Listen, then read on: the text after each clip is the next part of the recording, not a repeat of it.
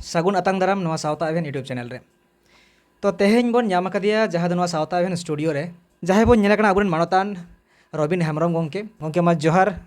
सागुन अतांग दाराम और दिसम हड़ को आबेना उपरुम थोड़ा बेन लैया को एकाल मा आडी आडी सराव सावता इवेंट टमलाल बया इन पाटा से खन उलगना होलसे जितकरिंग बड़ाय चित में जहाँ को नेलेदा आमदन सब्सक्राइबर नेलिया को दुलड़िया को उनको इन पाटा से उलगना होलसे जितकर होय इन्या nyutum the Rabin Hembram as a Santhali writer director lyricist rationalist and social activist science rationalist association of India central committee member Durgapur Paschim Bardhaman दो ओड़ा दो ओंडे तहे हुआ मेनखान नवा रे दो बन रोपड़ा जे रबिन हेम्ब्रम गोंके सला जहाँ उनका एक्सपेरिमेंट को हुए कना साय फील दाड़े गावा सरीगे डहन मिना को सरीगे बोतोर लेना आया बोहो बोहो तिंगुरिना साया हार्टबीट हो जहाँ दुपुक दुपुक हो बेसी लेन ताया सरी गोंके अबिना नोंकना घटना अबिना जीवन रे से नवा स्ट्रगल रे नोंकना को बेन एक्सपेरिमेंट का से नोंकना घटना को हुई बड़ा कना जे अबेन बेन बोतोर कना सरीगे मने का अबेन जे बहुत से डर नोडे बिनाया से नोडे ओकार चों अकोय गोज दिना को चिकारेना को नोडे नोंकना घटना घटाव कना उनका अबेन सला हुई बड़ा कना जातिस एकाल एकाल नोंकना अडेगन हुडी हुडी ते बरिया पिया गन लई गोका नोंकना हुई कना और अरे हाड़ हुई कना माने जहां हर नोआ चे लड़ाई कना और उनी संत नोंकना हुई माने लई गनवा जे अपनार हता नोकारे जो कटी मिट घड़ी रे गी जहां बुडया माने अटका लेकाना नोंकना हुई कन गया हड खडो मजाते गितल गडी थे ना उनारे अबो संताल बया को कमी कर थे तो उनार को गेमेर हुई थे गितल गडी तो उनार को दुड़ुब लेना टोली जहाँ थे ना उना टोली रे तो उना पलटी कना मिटेन डोबा रे और को गुजु कना तो उना वही बड़ा होय दा के उना तो इन ऑफिस कना रोड कंपनी बड़ा से और उना तो रे ये उना भित जहाँ माने पचरी जहाँ ते मेना का पचरी रे नोका हिल लेखा ᱧᱮᱞ ᱜᱚ ᱠᱮᱭᱟ ᱧᱮᱞ ᱜᱮ ᱠᱚ आज का वाली माने करे जहां का माने को जे जहां का भूत प्रे उनको मा को ᱧᱮल का मिटे उद्देश्य कना मेन का जहां का चितर मेना का अब तो उना कना चितर गिन ᱧᱮल ती होया अदो आज का इनिंग आज का कते ओंडे गिन तिंगु बोयना इना तयम 12 मिनट धरि दो अडी लेगनो को हड़मो को जहां सिंजी बुलया तो उनका हुईना और उनका बुझे कना जे टाइम से मा रोड पे कना लगाएंगे पर और सामान से मैं वही चला गया सवेंगे तो 12 घंटा कल नुका काट लेका थी इन तम थोड़ा गड़ी है ना जहाँ दिन और बोतल ते मा लेगना उद्गरदा गरो कान थे ना और सिंजी ना हो तो गड़ी ओंते खन हिजु कान थे ना मिटन गड़ी अंजम ना जो मोटरसाइकिल हिजु कना और ना तिना हे सुरे ना तो उना जहाँ चितर नेले थे भीतरे तिंगु कना मेनते तो उना दो आपे पे तो सहाय दीना तो उन रे आ ध्यान रे हिजु कना जे उना सामान रे जहां सामान हड़ को गोय ना जे बांग उनका दा ची हो कना उना आंधा कना और नगे आंधा पतियो कना जे उना दो भूत तेहना से उनको जहां आत्मा को बोले उना को उना रे नेलो को कान इने तयम उना को नासी इन लहा नो एना जहां लेकते नेदे ओंडे दो मा डेर लावे रे कना और हंते कन जहां ना लेट हिजु कन थे सदी बेन में का लेट तो हिजु कन थे उना नागी चितर ओंडे नेलो कन थे भीतर जहां का नितो नोडे नेलो को कना ओना उनका थारा उमन जहां बोले तो माना ती बोतल तो सरी ये जहाँ लेका तेरेज मार्शल से उनका जदी सिचुएशन थाकेना मिटन मार दर जदी नंका लेवेंग को आ से होयते लड़ा इन जोन नोडे लड़ा मिटन तायम जल का फुले लड़ा कना मेनखान जदी भागी जुतेम फोकसा मेनखान नई फुल दो से नई जहाँ आवा ये मेनाया नई दो किंतु अचोगवा अदा उनका के मिटन बाइक हेजना और ना जखन सहायना तखन बुझल के जे लहर जरा मेना का अच्छा उना खातिर उना उन जगह तो बाइक में देखला से मंडे की घटना में हुई कान तना मोड़े मोड़े हड़ ओंडे को गोया कना आ मे सुर हैं उनको जहां तेरे को गोजो एक्सीडेंट समय ओंडे तया देना इन हार्ट पनिंग ना मोड पनिंग रुवाड़ कान थे ना ओंडे गिन किए नो का थे उना माला रगी उनको एक्सीडेंट में गड़ी उल्टे कना और हड़ को गोजो कना समय उनको और बड़े उडु बड़ा ती उनको जो तो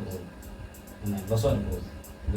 अब नोडे जो आम बाम प्रमाण दरे के ताले हम हो उनका लई बड़ा के सरीगे उनको जहां को गोय अकन उनको गे माने आत्मा कान गया से उनको जनी को नोका बड़ा है बार नोका हुई दरे के जो उना गडी ते नोका सीधे सीधे बन है को उना गडी ते हनाटा डाक के हंते पुलिस से बोलो को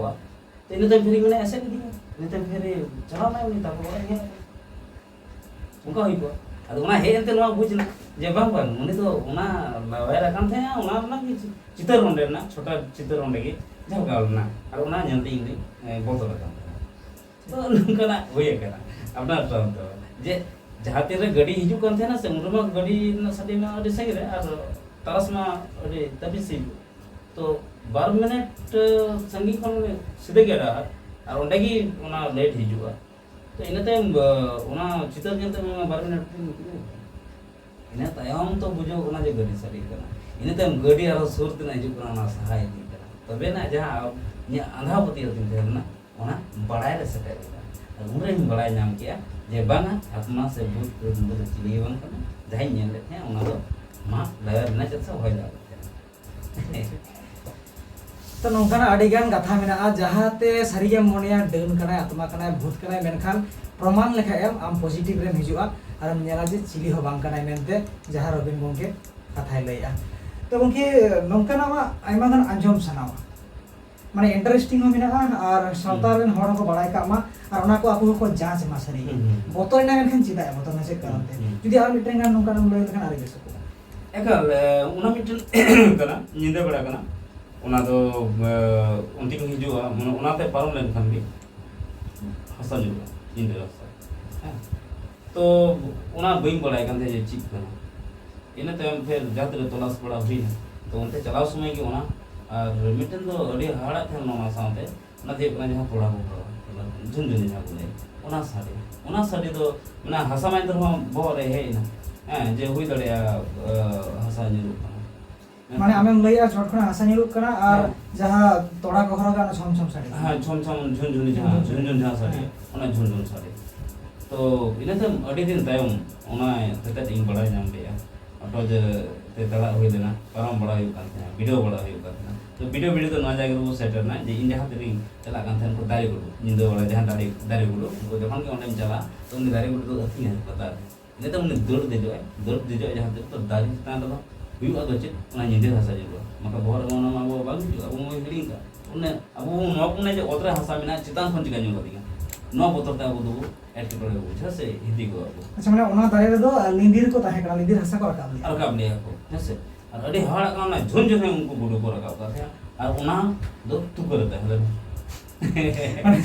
जा झुन झुन बाइल जा तोड़ा को मिता ओना के बांगमा गुडू ही तुको मिसाला का ठीक है अरे यार जखन कथि पारो तो उनी गुरु चीज के तो उनी मा दर दे जाए आ दर दे के तू करे चला आ तू करे चला के झंझले हिजुआ आ झंझले माने हे कना डर माने तेलर कोन माने दारी खना हसा न्युरिना हां तापर आरो तोड़ा साडे ना झुनझुनी ना हम बहुत की ना कुछ एक्सप्लेन की भाई आले आमा ओने लॉजिक की भाई हिजुआ बहुत कुल मानो हम उयो रे हसा चिका न्युरिन कना चितार चिरी जो मेना आ निंदे गे चितार चिरी हो अडी हमर को मेना एयर किदिया चिरी छ हां एयर लिखा पूरे कुल लोग तो झड़झड़ न्युर दिगा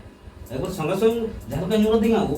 उनका के दिना और मजनूम ना जाको माना सारी बेन लय गया नितो आइले मोने आली हा किंतु ना ओकारचों बा ओकारचों लय दो बास आली हा किंतु हसा एयर नितो तली निर दल अच्छा तो ती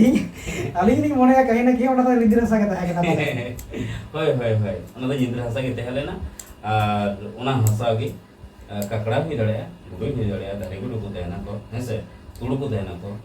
से कोपर को देना को से निंद्र चले चुके को देना तो ओना के कारण कना और ओना तो करे जहां तहले ना ओना झंझने ओना साड़ी हो इलो दो डेमरंग माने डेमरा थाना ओकर चे तुको ओकर चे साड़ी का बस निना आजो कना अच्छा या तो रंजन लोग कना हैं सिमरसर हो जे तो नेल बड़ा खान मेना मुंडे तो झंझने ओरा साड़ी दिन देना से तोड़ा लेका साड़ी दिन देना तो उन को बाप ने से उन तुनु बाप पया बड़ा हैं ओना ओका को चे तो होगा तो ओना लॉजिक को पया ये चिदा उनका साड़ी का bang जहाँ bang tapi ini kan bang kalau bang cuma kan bang sari kan जहाँ bang होइल तो sari तो जहाँ चीज के ना उना तायम कारण ना तो ना कारण kan ना तो उना का जहाँ के मिटे बोतल होगा ना kan लाला होगा ना जना नींद हसाते ना जन जन ते बात रे जहाँ ते बड़ा जाऊ ना ते पंजा के जहाँ ते ठीक जाऊ ना जे नवा तो गुडू दड़ दे जो खातिर नींद हसा न्युरु और उना तुकरे मेना का उना झंझनी ना sari के इन गए अंधा बतियो दे लिया जो तो दिसम हर आंजम याबन सारी के निंदे बेड़ा के गुडू को अतिया गुडू को दाड़ा नादारी गुडू को सिंग मारसम हा बाम जाम को मेखान ओना जुदी गुडू जहां दार रे मेनाया जहां तुको का जुदी ओना लतार ते जुदी हर तहना जहाँ हड़े तड़ामा अब आम नींद में गुडू हाँ अति उडूंग और आम ओना हर तेगेम तड़ामा ताले आम जुदीम चला ताले गुडू में ऑटोमेटिक दरे ᱧᱤᱨ देजोगा और ᱧᱤᱨ देजो खा तुकर गे बोलो अब ᱧᱤᱨ देजो समय तो लिंदे से जुरुगा और गुडू जखन दरे ओना तुकरे ᱧिर बोलो कना एमोटे होइतो ना तोड़ाई दोहोवा का आया तुकरे माने ओना दो झुनझुनी तोड़ाई आय और मिटन जहाँ को वीडियो को नेल बड़ाई तबना बुआ नुकाना रोपड़ा खरा को सबड़ा बे लेका सांतार लेका तो नवा को रोपड़ा खरा नेलते अडिगन होड़ा मन कुपली हो हिजुआ अडिगन को एक्सपीरियंस हुई kana उनका हो हिजुआ कुपली तो उनका मिटन कुपली इटन थाना सरीगी इन अडी दिन लगा दिन तो इन बड़ाया उनी नवा चैनल सब्सक्राइबर कनाय आसनसोल से नहीं कनाय तो उनी लई सनाय जे आमा कुली मिटन थाना उना दिन on social media yang senai kena ayak kulit terna jemi waktu terna ya juno mure produk kena ado susan ghat se bang ma nyapam report chala waktu re una do hi kana ma jaha durgapur damodar gada tijakan damodar gada jaha atuk kan ona gada pokada kin thela ar un soy bang ma katha adi lekan onka late kin nyel di kia ado unkin kin buhe je ona hakusa hor on late bang kana ar jaha to late julu kan thana ona waktu una Sela light बनता है तो उनिया उना कुपली थे बनता है जन खन उना रविन मोती चीते तो अब अडिगान उनको संगे ओडे को तहे लेना जेते पेड़ा वाला चलाव ही कान थे उना पेड़ा वाला चला कते गदी संगे को न्यापम को हेना आ को कुपली ते को हेना जतो का कुपली यान तना यान गड़िया दा उन रे दड़िया थे नंतर उनी उड़ना तरह भी यान आ तीन उनी साथे न्यापम बंग ही का तोला जे उना तना ही माय तो उना ते तीन साथे पाटा से उना तला तो उन्हें उनका जहाँ ले दे ले लड्डू परा जे बॉल लेकर चलाव ना गुनोड़ी भी नखान नसी हो बंग हंटर ना लोग पर दे kan तो लाइट करना तो ये माने जितना बता रहा है होय तो उनका तो बंग नंदे एक बार सीधो परम चलाव ना अलिंग खाना सूट से हैं नखान चीप खाना चीप लाइट करना उन्हें चीप दे नंदे अलिंग निना लिंग तो ना जाने को नहीं चेता नहीं कोई भी जैसे मुर्गी में ना रोबन मत उन्हें तो बुका लाइट है तो उन्हें वही मिलते बिया बुका लाइट तो बंद करना उन्हें तो बॉल लाइटिंग नंते मिले करना जहाँ बिजली तरस भी हुई है उनका मिलता है उन्हें तो बॉल लाइट है उन्हें जहाँ क्या रिमिल लिमिट टपिंग लाइट खान बिजली से जे खाना फुटबॉल बिजली से जे उन्हें जहाँ तरस उन्हें बुझने जामा मिलते पसना में करते चबाट मेनखान नोआ बॉल लाइटिंग तीन हो अब जहाँ को आंजो में जाना ऑनलाइन तो उनको सोशल मीडिया से बोल रहे चला से क्रोम रहे चला से साथ जड़े अब जे बॉल लाइटिंग ले चलते तो न्याला वो अड़ीगान उनका जिनिस में ना जे रेल लाइन चितान चितान ते ठीक करते पारो मौका गड़िया चितान चितान ते ठीक करते पारो मौका बॉल लेकर लाइट पारो में दिखना ऐसे से उनका ठंडी टाटा रहो बीट टाटा रहो पारो में दिखना तो न्याल दड़े अब ना अड़ीगान वीडियो है जो तो उना दो उन्हीं बुया जहाँ को लेते हैं उन्हीं देश नहीं ना उना दो बुंगा पति तो बंद है मांगे उना दो बॉल लाइटिंग है तो दिसम हर को रबिन गंके सब समय चेष्टा रखे मेने ओका लेकाते हर इन बुझे हुचु कोआ रबिन गंके मेन जे इन जहाँ काते इन बुझे हुचु कोआ जे ओका जायगा रेगे जहाँ तो सुपर पावर से नोकना बोंगा दाड़े नितुम तो चेन हो बनुआ और जहाँ लेका एविडेंस समय एमोक कना अब जुदी बन सार्चा क्रोम रे से उनका मिटना वेबसाइट पर बन सार्चा जे बॉल लाइटिंग जे को मेता आदो ओना बॉल लाइटिंग ना जहाँ आज घटना ले गया नवा दो बांगमा ओकारे मी गंके सला से मी बया सला आए कुकली रपड़ लेना उनी बया नवा साउता इवेंट तलाते नवा ना आंसर से जहां नवा तेला kana नवा ले दिया तो बया से आंजमेर खान नवाते सैटिस्फाइड तबन में और थोड़ा चेक तबन में जुदी आर नंका तहन तबना सारिगे नवा कमेंट बॉक्स में सनाम हो लगी झिक के मेना नवा आर कमेंट दाया और नंका कथा को लगी नंका मोटिवेशनल जहाँ कथा को मेना से सारी के जुदी बोंगा लेका बुझे कना बोंगा लेका बुझे कना ना बन प्रमाण मा नवा लगी ते जुदी अब कुकली तहना नवा कमेंट बॉक्स रे दोहाय दन पे बैक टू बैक अब रबिन गंके बन न्यामेया कॉन्टैक्ट रे और नवा को अब सानाम दिसम हड़ तारसे याबना एनते रह नवा आधा पुदिय खन नवा गज गबज खज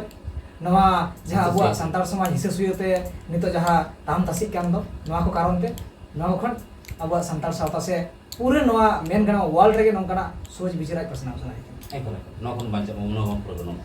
nokon frugal len kan awa jian ade raska tu khana gale apun gidre ko apa jian lantaran khana gale तो होय मा सानाम दिसम हर का जम सगे बन थीबन न्याम ले दिया हाडी दामान समय ते मन मनता रबिन हाब्रम गंके आया जहाँ डेजिग्नेशन बड़ाई गया बन जहाँ लेका लई आगू आकाय और नितो धाबिते अड़िगा आयमागान नोकरा लड़ाई नाते स्ट्रगल नाते बैक टू बैक तायम दाराम नोकरा बन आजम ताया तो नितो हो साउता एवेरेन फॉलोअर्स को सब्सक्राइबर को तोंगे रे बोन तहन मा लाइक शेयर कमेंट मा अलग बन हिडिंग मा साउते सब्सक्राइब दो तहन मागे कारण नोकरा वीडियो अबो ठेन बैक टू बैक हिजुआ और दिसोम हर हो साउते रबिन गंके हो साउता यूट्यूब चैनल पाठा सेन आयमा सरहाव और जोहार इ पाठा से कोनो अरे नोकना रोपड़ा अखरा सकड़ा बखरा अरे सरहाव साउते उन से जितके आ जहां को साउता गन को निया उनको नियल लिए को सब्सक्राइबर को इ पाठा से कोन अरे सरहाव साउते उन से जितके बड़ा चीज उन से